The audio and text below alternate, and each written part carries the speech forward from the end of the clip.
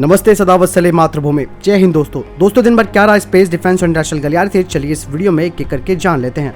पहली अपडेट जम्मू कश्मीर से आ रही है। जम्मू कश्मीर के श्रीनगर में एक एनकाउंटर में सुरक्षा बलों ने 2 आतंकवादियों को ढेर कर दिया और अभी भी ये एनकाउंटर खानमोह इलाके में जारी है। कश्मीर के पुलिस महानिदेशक विजय कुमार ने बताया कि मारे गए दोनों आतंकवादी अल बद्र आतंकी संगठन से जुड़े थे। पुलिस ने बताया कि शहर के बाहरी इलाके में आतंकवादियों की मौजूदगी की सूचना मिली थी, जिसके बाद सुरक्षा बलों ने शहर के बाहरी इलाके में घेराबंदी शुरू की और उसके बाद तलाशी अभियान चालू किया। पुलिस के मुताबिक तलाशी के दौरान आतंकवादियों की तरफ से सुरक्षा बलों की चौकियों पर गोलियां चलाने के बाद यह अभियान मुठभेड़ में बदल गया। इलाके में सर्च ऑपरेशन अभी भी जारी है। आपको बता दें कि अभी हाल ही में शोपियां में सुरक्षा बलों ने लश्कर-ए-तोयबा से जुड़े 3 आतंकवादियों को ढेर कर दिया था। अगली अपडेट की बात करते हैं तो वो चीन, रशिया और भारत को लेकर आ रही है। दरअसल चीन रशिया से खफा है। खफा क्यों है? क्योंकि वो भारत को हथियार बेच रहा है और खास करके S-400। ऐसे में आप चीन की चिंता से ये समझ सकते हैं कि S-400 वाकई में कितने घातक हथियार प्रणाली है। इस बात का खुलासा खुद रूस ने किया है। जिस तरीके से अमेरिका आपत्ति कर रहा है भारत से कि वो इस एयर डिफेंस सिस्टम को ना खरीदे, ठीक चीन भी यही चाहता है। और चीन तो खुश है कि अगर भारत पर काटसा के तहत प्रतिबंध लगते हैं या फिर भारत अमेरिका के दबाव में आता है तो वो S-400 ना खरीदे। आपको बता दें कि कार्नेगी मॉस्को सेंटर के निदेशक दिमित्री ट्रेनर ने कहा कि भारत और रूस के संबंध अभी भी अस्थिर है। एक इंटरव्यू के दौरान दिमित्री ट्रेनर ने कहा कि रूस भारत और चीन के करीब है, लेकिन ऐसा नहीं है कि चीन या फिर भारत उसे निर्देश दें कि किसको हथियार बेचने हैं या किसको नहीं। उन्होंने कहा कि हमारा पड़ोसी चीन रूस से भारत को हथियारों की आपूर्ति करने से खुश नहीं है। चीन अपने दबाव को खुले तौर पर नहीं कहता और इस बारे में हम भी जानते हैं कि वो रूस पर दबाव बनाने की कोशिश कर रहा है, लेकिन ऐसा वो नहीं कर सकता है। साथ ही उन्होंने कहा कि रूस किसी भी अन्य देश के द्वारा किसी भी मुद्दे पर, खास करके हथियार संबंधी मुद्दे पर किसी के निर्देश को नहीं सहेगा, क्योंकि भारत और रूस एक पुराने साझेदार हैं और हम साफ तौर पर कहते हैं कि इस तरीके का फर्क भारत और रूस के संबंध में नहीं पड़ेगा। साथ ही ट्रेनर ने यह भी कहा कि हमने ये भी देखा कि भारत किस तरीके से अमेरिका के दबाव के आगे नहीं झुक रहा है और अमेरिका की लाख कोशिशों के बाद भी भारत S-400 वायु रक्षा प्रणाली के लिए खरीद जारी रखता है। हालांकि उन्होंने ये भी कहा कि भारत और रूस की जो दोस्ती है उस बारे में एक बार दोनों देशों को पुनर्विचार भी करना होगा। हालांकि ये अधिक चुनौतीपूर्ण वातावरण है जिसमें भारत और रूस काम करते हैं, इसीलिए इन रिश्तों पर पुनर्विचार करना चाहिए। यही नहीं, भारत और रूस ने हाल ही में ये घोषणा भी की कि वे अपने अपने विदेश और रक्षा मंत्रालयों के बीच पहली 2+2 वार्ता भी स्थापित कर रहे हैं। यानी कुल मिलाकर चीन का डर आप समझ सकते हैं किस तरीके से सामने आया है, लेकिन ये बात उसने कभी ऑफिशियली डिस्क्लोज नहीं की है, बल्कि रशिया की तरफ से ये बात सामने आई है जिसमें कि उसने कहा कि वो खुश नहीं है रूस से कि वो भारत को हथियारों की आपूर्ति करे।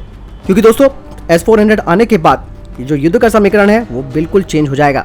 जब अमेरिका का स्टील्थ फाइटर F-35 S-400 के सामने नहीं टिकता तो J-20 की औकात क्या है, तो आप समझ सकते हैं कि डर कहां से कहां जा रहा है। क्योंकि चीन हमेशा से भारत के ऊपर अपने 5th जनरेशन वाले फाइटर प्लेन के बलबूते दबाव बनाने की कोशिश करता है, तो इससे ये पूरा का पूरा समीकरण बिगड़ जाएगा और चीन जो धमकियां देता है वो नहीं कर पाएगा। तो डर किस तरीके से है आपने देख लिया। वैसे आपको क्या लगता है इस बारे में, आप कमेंट सेक्शन में लिखकर जरूर बताएं। अगली अपडेट की बात करते हैं तो वो बुलेट प्रूफ जैकेट्स को लेकर आ रही है। भारतीय सेना अपने अग्रिम पंक्ति के सैनिकों के लिए करीबन 50,000 नए बुलेट प्रूफ जैकेट खरीदने जा रही है और ये प्रक्रिया अगले कुछ महीनों में शुरू होने की उम्मीद है। रक्षा मंत्रालय ने जून में विक्रेताओं को प्रस्ताव के लिए एक RFI जारी की थी, जिसमें कि सभी तौर तरीकों को अंतिम रूप देने और उनके यूजर ट्रायल को समाप्त होने के बाद खरीद 12 से 24 महीने की अवधि में की जाएगी। सेना के द्वारा जो स्पेसिफिकेशन की लिस्ट दी गई है उसमें साफ कहा गया है कि बुलेट प्रूफ जैकेट 7.62 mm कवच भेदी राइफल गोला बारूद के साथ साथ 10 मीटर की दूरी से दागी गई हाई स्टील कोर गोलियों के खिलाफ भी एक सैनिक की रक्षा करने में सक्षम होनी चाहिए। कवच भेदी गोला बारूद के खिलाफ सुरक्षा के लिए आवश्यक बुलेट प्रूफ जैकेट, जिसका की वेग अन्य गोलियों की तुलना में अधिक होता है और इसका वजन करीबन 10 किलोग्राम से कम होना चाहिए, जबकि स्टील कोर राउंड के खिलाफ इस्तेमाल किए जाने वाली बुलेट प्रूफ जैकेट का वजन 8 किलोग्राम से अधिक नहीं होना चाहिए। इसके अलावा जैकेट में और भी कई तरीके की चीजें होनी चाहिए, जिसमें कि 6716 राइफल की 3 मैगजीन और प्रस्तावित AK-203 असॉल्ट राइफलों के साथ साथ hand grenade, hand hold radio set, tools या फिर अतिरिक्त पाउच इसमें अटैच किए जाने की क्षमता होनी चाहिए। हालांकि यहाँ पर जो समस्या है वो आपकी नहीं है, जबकि कई सालों से हमारी सेना बुलेट प्रूफ जैकेटों की कमी से जूझती आई है और खरीद के समय कई तरीके के गुणवत्ता और कई तरीके के विवाद भी उत्पन्न किए गए। 2009 में 3,53,755 बुलेट प्रूफ जैकेट्स की कमी थी और इनकी लंबे वक्त से खरीद नहीं की गई थी। अप्रैल 2018 में पूंजी मार्ग के माध्यम से 1,86,138 बुलेट प्रूफ जैकेट खरीदे गए। बुलेट प्रूफ जैकेट खरीद के लिए एक निजी फर्म के साथ अनुबंध भी किया गया था। फरवरी 2021 में रक्षा राज्य मंत्री श्रीपद नायक ने संसद में ये सूचित किया कि उपरोक्त आदेश में से करीबन 1 लाख बुलेट प्रूफ जैकेट्स प्राप्त हो चुकी है। कुछ भारतीय कंपनियां सशस्त्र बलों के साथ साथ पुलिस के लिए भी बुलेट प्रूफ जैकेट्स का उत्पादन कर रही है। पिछले महीने DRDO ने एक हल्की बुलेट प्रूफ जैकेट विकसित करने का दावा किया था, जिसका वजन लगभग 9 किलोग्राम था, जो कि भारतीय सेना की गुणात्मक आवश्यकताओं को पूरा करता था। देर आए दुरुस्त आए, हम यही कह सकते हैं, लेकिन इन बुलेट प्रूफ जैकेटों का खामियाजा हमारे सैनिकों को ही भुगतना पड़ा। बहरहाल अब तो खबर अच्छी है और इसे हमें एक्सेप्ट भी करना चाहिए।